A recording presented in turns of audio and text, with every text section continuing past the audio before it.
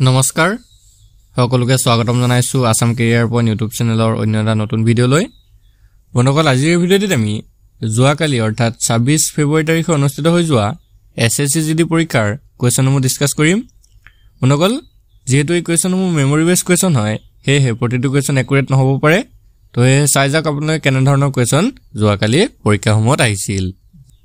ইয়াতে আপোনালোকক এটা ইম্পৰ্টেন্ট কথা জনাই থওঁ যিসকলৰ আগন্তুক এছএছসি পৰীক্ষা আছে তেওঁলোকৰ বাবে খুবই ইম্পৰ্টেন্ট পিডিএফ এটা আমি তৈয়াৰ কৰিছো এই ভিডিঅ'টোত আপোনালোকে 600কৈ অধিক এমসিকিউ জিকে কোৱেশ্যন পাই যাব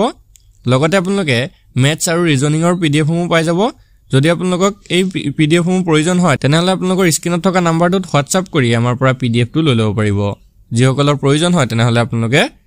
স্ক্ৰিনত থকা নাম্বাৰটোত হোৱাটছআপ কৰক তো বলক এতিয়া আমি কোৱেশ্যনসমূহ ডিসকাস কৰো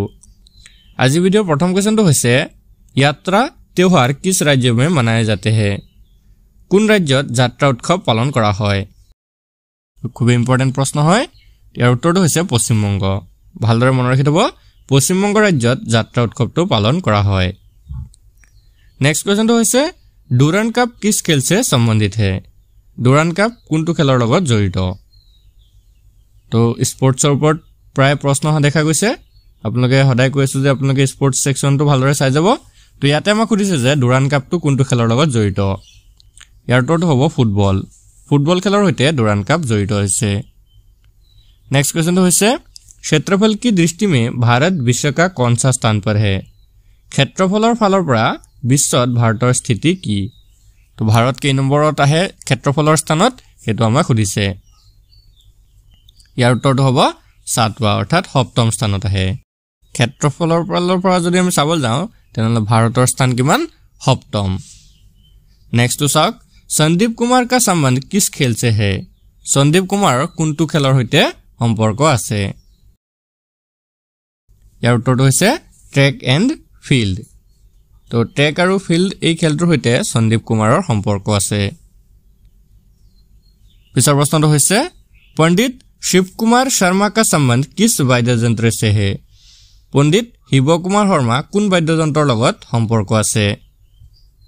খুব ইম্পৰ্টেন্ট প্ৰশ্ন হয় ইয়াৰ উত্তৰটো হ'ব সন্তুৰ তো সন্তুৰ বাদ্যযন্ত্ৰটোৰ হৈতে पंडित শিৱ কুমাৰ শৰ্মাৰ সম্পৰ্ক আছে नेक्स्ट तो साक एमएस स्वामीनाथन का निधन कब हुआ था एमएस स्वामीनाथনৰ মৃত্যু কেতিয়া হৈছিল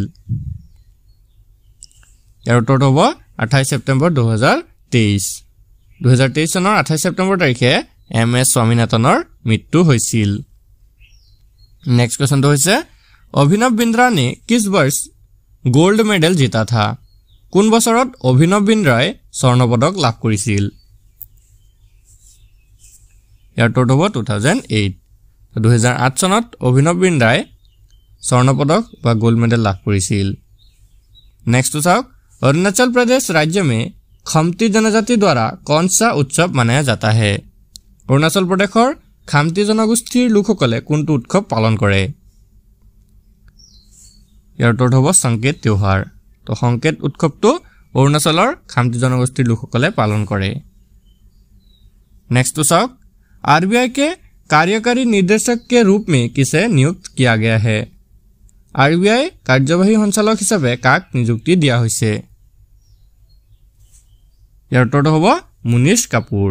তো মুনিশ কাপুৰক आरबीआई कार्यवाही সঞ্চালক হিচাপে নিযুক্তি দিয়া হৈছে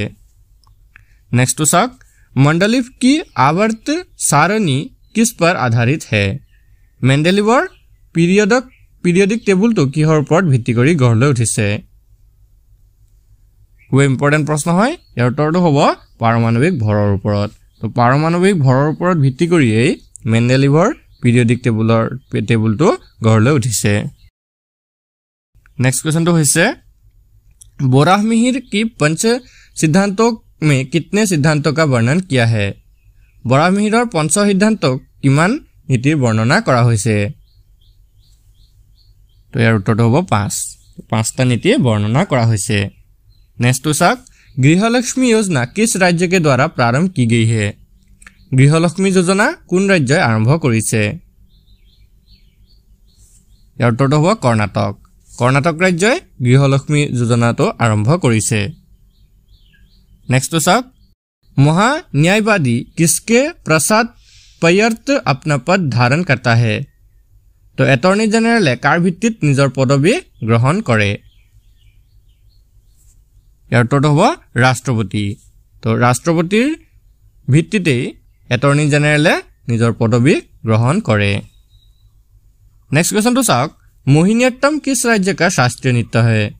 तो मोहिनीअट्टम কোন ৰাজ্যৰ ধ্ৰুপদী নৃত্য হয় এই প্ৰশ্নটো আহিছিল খুব ইম্পৰ্টেন্ট প্ৰশ্ন হয় ইয়াৰ উত্তৰটো হ'ব কেৰালা तो केरला राज्यर ध्रुपदी नृत्य है मोहिनीअट्टम नेक्स्ट क्वेश्चन तो होइसे 2023 तक मौलिक कर्तव्य की संख्या कितनी है 2023 सনৰ ভিতৰত मौलिक कर्तव्যৰ संख्या किमान तो এটো সকলে জনাটো দৰকাৰ ইয়াৰ উত্তৰটো হ'ব 11 तो 2023 सনৰ ভিতৰত मौलिक कर्तव्যৰ संख्या হৈছে 11টা नेक्स्ट तो চাওক सानिया मिर्जा का संबंध किस खेल से है सानिया मिर्जा সম্পৰ্ক কোনটো খেলৰ হৈতে यार उत्तरটো আছে ৰাইট उत्तरটো হৈছে টেনিস মনত ৰাখিব সানিয়া মিৰ্জা এগৰাকী টেনিস খেলুৱৈ হয় नेक्स्ट तो চাওক मनरेगा में कितने दिनों का रोजगार दिया जाता है मनरेगार অধীনত কিমান দিন চাকৰি দিয়া হয় ইয়াৰ উত্তৰটো হ'ব 100 দিন তো 100 দিনৰ চাকৰি দিয়া হয় मनरेगार অধীনত नेक्स्ट तो চাওক 8 अप्रैल 1929 में भगत सिंह व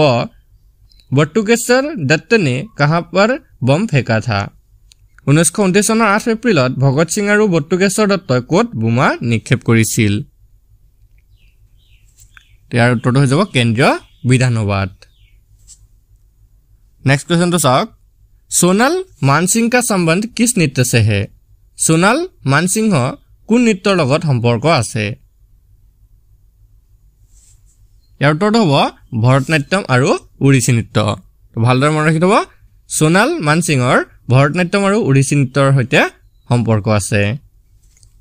नेक्स्ट तो চাওক स्वतंत्रता संग्राम का पहला विद्रोह कब हुआ था স্বাধীনতা সংগ্ৰামৰ প্ৰথম বিদ্ৰোহ কেতিয়া হৈছিল খুব ইম্পৰ্টেন্ট প্ৰশ্ন হয় ইয়াৰ উত্তৰটো হ'ব 1857 তো 1857 চনৰ সিপাহী বিদ্ৰোহটো আছিল স্বাধীনতা সংগ্ৰামৰ প্ৰথম বিদ্ৰোহ नेक्स्ट क्वेश्चन तो चाওক एल सुब्रमण्यम किस वाद्ययंत्र से संबंधित है एल सुब्रमण्यम কোনটো বাদ্যযন্ত্ৰৰ লগত সম্পৰ্ক আছে ইয়াৰ উত্তৰটো হ'ব ভায়োলিন বাদক তো এল सुब्रमण्यम এগৰাকী ভায়োলিন বাদক আছিল नेक्स्ट तो চাওক सर्वाधिक साक्षरता दर किस राज्य की है तो কোনখন ৰাজ্যত সাক্ষৰতাৰ হাৰ সৰ্বাধিক এই প্ৰশ্নটো আহিছিল মনগল ইয়াৰ উত্তৰটো হ'ব কেৰালা তো কেৰালা ৰাজ্যৰ সাক্ষৰতা হাৰ আটাইতকৈ বেছি মনগল আজি ভিডিওটো আপোনালোকৰ বাবে ইনফৰমেটিভ হলে ভিডিওটো এটা লাইক কৰি দিব আৰু এনে ধৰণৰ ডেইলি নতুন নতুন ভিডিওসমূহ পাই থাকিবলৈ আমাৰ চেনেলটো সাবস্ক্ৰাইব কৰি থব আৰু লগতে থকা বেল আইকনটো দবাই দিব ধন্যবাদ